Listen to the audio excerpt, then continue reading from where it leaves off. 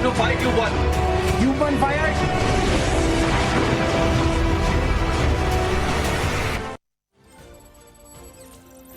तो पानी पर चलकर हिंदुस्तान दुनिया की सबसे बड़ी महाशक्ति बन सकता है और यह किसी कोई कल्पना नहीं है बल्कि हार्ड फैक्ट है।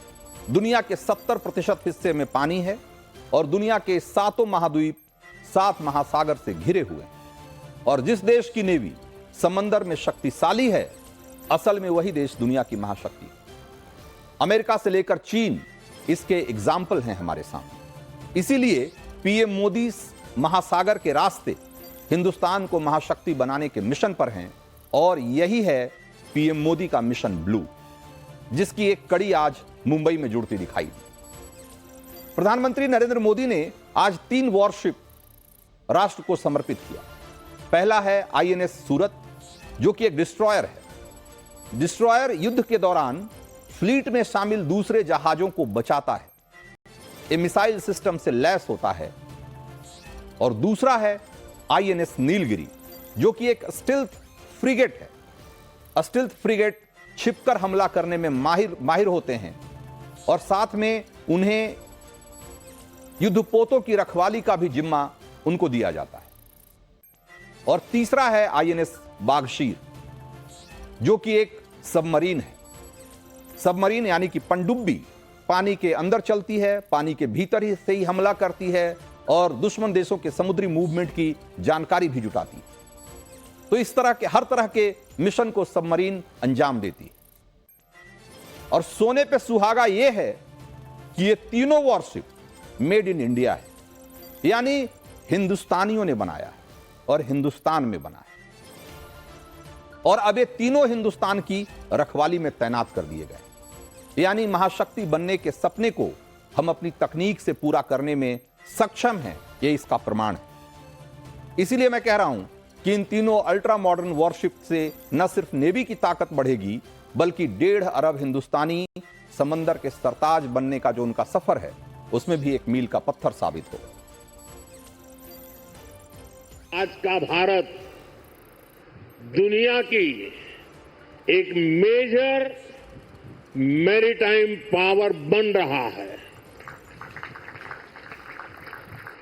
आज जो प्लेटफॉर्म लॉन्च हुए हैं उनमें भी इसकी झलक है। अब जैसे हमारा नीलगिरी चौल वंश के समुद्री सामर्थ्य के प्रति समर्पित है, सूरत वॉरशिप उस कालखंड की याद दिलाता है जब गुजरात के पोर्ट्स के जरिए भारत वेस्ट एशिया से जुड़ा था।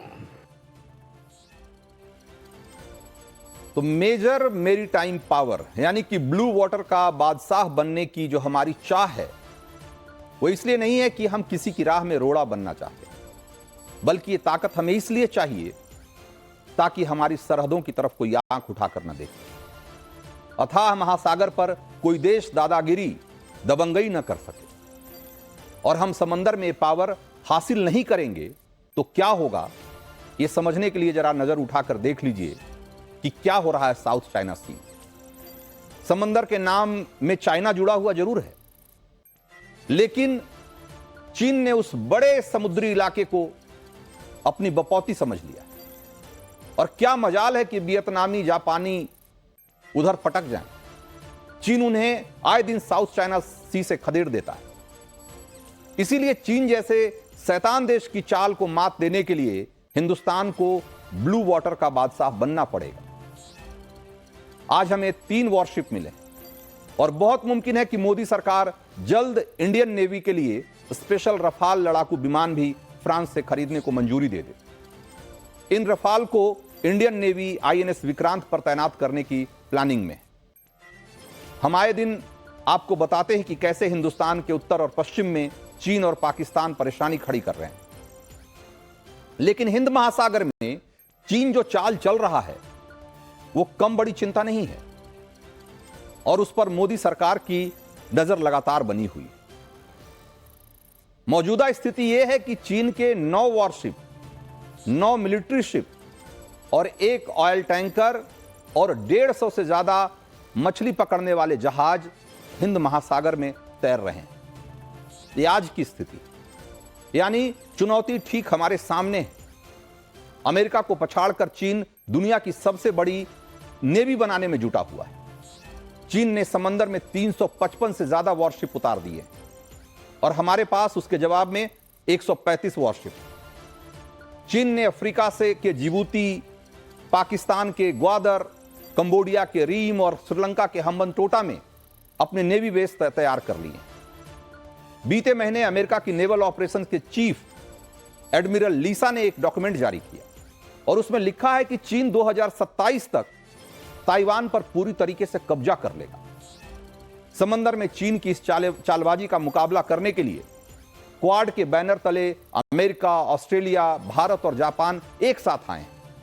लेकिन अब वक्त आ गया है कि सुपर पावर्स के साथ साझेदारी बनाने के साथ साथ समंदर में हम खुद भी सुपर पावर बने। और जैसा कि हमारे प्रधानमंत्री कह रहे हैं कि हम सुपर पावर बनने की राह पर हैं और इसका मकसद विस्तारवाद नहीं है बल्कि विकासवाद है। यानी हम समंदर में शक्तिशाली इसलिए नहीं बनना चाहते कि कल को हमें किसी देश पर जाकर उस पर अवैध तरीके से कब्जा करना है, बल्कि समंदर में शक्तिशाली होना आज के समय की विकास की पहली शर्त है, जरूरत है। और ऐसा क्यों है, जरा एक बार उसे भी समझिए। आज समंदर के रास्ते ही दुनिया का करीब 80% व्यापार होता है और जो देश समंदर में पावरफुल नहीं है उनका ट्रेड रूट कहिए या यूं कहे कि व्यापार का पूरा रास्ता और उनकी पूरी इकोनॉमी उस तरीके से हमेशा खतरे में रहती है। और यहां भी चीन बहुत आगे दिखाई देता है। चीन ने एक्सपोर्ट इंपोर्ट के दम पर तेजी से विकास किया और उसके लिए उसने वर्ल्ड क्लास पोर्ट्स बनाए। आज दुनिया के टॉप 10 पोर्ट्स में से 7 पोर्ट्स अकेले चीन में। किसी देश को महाशक्तिशाली बनाने में समंदर के रास्ते व्यापार का कितना योगदान है, यह अमेरिका के अगले राष्ट्रपति डोनाल्ड ट्रंप की धमकी से जरा समझिए। ट्रंप एकदम तमतमाए हुए हैं और कह रहे हैं कि पनामा नहर पर फुल कंट्रोल करने के लिए अगर मिलिट्री की इस्तेमाल करने की भी जरूरत पड़ी तो भी नहीं हिचकेंगे। और जानते हैं क्यों? क्योंकि पनामा नहर से सालाना लगभग $270 बिलियन का माल गुजरता है। अटलांटिक और प्रशांत महासागरों को जोड़ने वाली इस नहर को अमेरिका के लिए आर्थिक और रणनीतिक दोनों तौर से बहुत महत्वपूर्ण माना जा रहा है। किसी दौर में इस नहर पर अमेरिका का ही दबदबा था, लेकिन आज यहां चीन अपनी चालें चल रहा है, दबंगई दिखा रहा है, अमेरिकी निर्यात और आयात को बाधित कर रहा है। इसीलिए ट्रंप एकदम लाल पीले हो रहे हैं। और चौंकिएगा मत इस बात पर कि अगर सत्ता में आते ही वो यूएस नेवी को पनामा नहर पर अमेरिका के झंडा फहराने का ऑर्डर दे दे। और अपनी नेवी पर डोनाल्ड ट्रंप को इतना भरोसा क्यों है, जरा एक बार यह भी समझ लीजिए। आज अगर किसी से पूछा जाए कि दुनिया में सबसे शक्तिशाली एयरफोर्स कौन सी है, तो जवाब है यूएस एयरफोर्स। और पूछा जाए कि दूसरे नंबर का एयरफोर्स कौन है, तो जवाब है यूएस नेवी। है ना चौंकाने वाली बात। दरअसल यूएस नेवी के पास किसी भी दूसरे देश के एयरफोर्स से ज्यादा लड़ाकू विमान है। यूएस एयरफोर्स के पास 5300 एयरक्राफ्ट हैं, तो यूएस नेवी के पास 3700। सोच लीजिए कि अमेरिका ने अपनी नेवी पर कितना खर्च किया है। और इसे ऐसे मत देखिए कि अमेरिका सबसे ज्यादा अमीर है इसलिए उसने अपनी नेवी को बहुत बहुत बड़ा बनाया है, बल्कि उसे इस तरीके से देखना चाहिए कि उसने अपनी नेवी पर बहुत खर्च किया, इसलिए वो दुनिया का बॉस बना बैठा है। और अब यही कोशिश चीन कर रहा है। अगर समंदर से घिरे किसी देश को चारों तरफ से घेरने की जरूरत पड़ेगी तो यह काम नेवी ही कर सकती है, आर्मी या एयरफोर्स नहीं। नेवी समंदर में वो बेस भी मुहैया कराती है जहां आप आर्मी और एयरफोर्स को ठिकाना दे सकते हैं। और समंदर में चलते फिरते तैरते बेस होते हैं एयरक्राफ्ट कैरियर्स।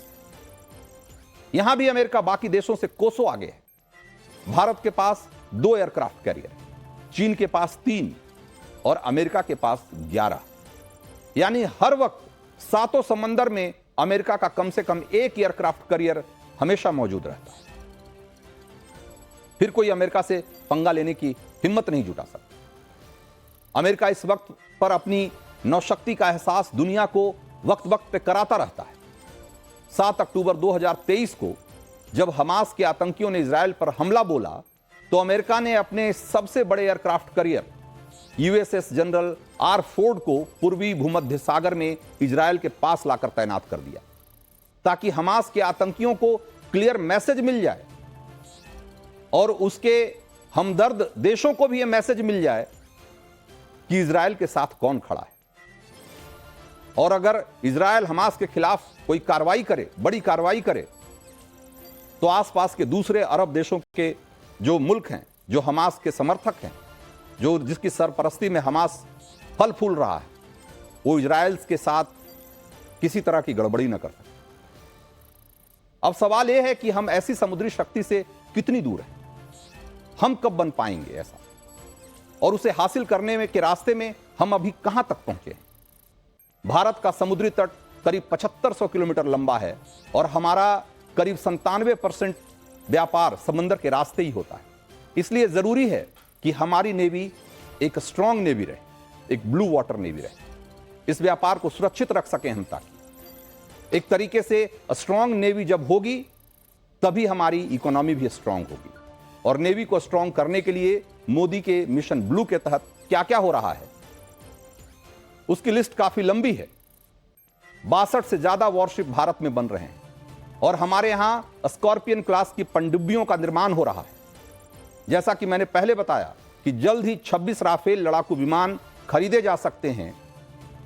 इसके अलावा हमारे टारगेट पर यह भी है कि जल्द ही ज्यादा से ज्यादा एडवांस अंडर वाटर ड्रोन्स तैयार किए जा सकें और इसके लिए प्राइवेट कंपनियों के साथ करार करने की प्रक्रिया भी चल रही है। तो भारतीय नेवी को एक ब्लू वाटर नेवी बनाने के लिए कई मोर्चों पर एक साथ काम चल रहा है और बहुत मुमकिन है कि आने वाले कुछ सालों में भारत की नेवी भी दुनिया की सबसे ताकतवर नेवी में गिनी जाए।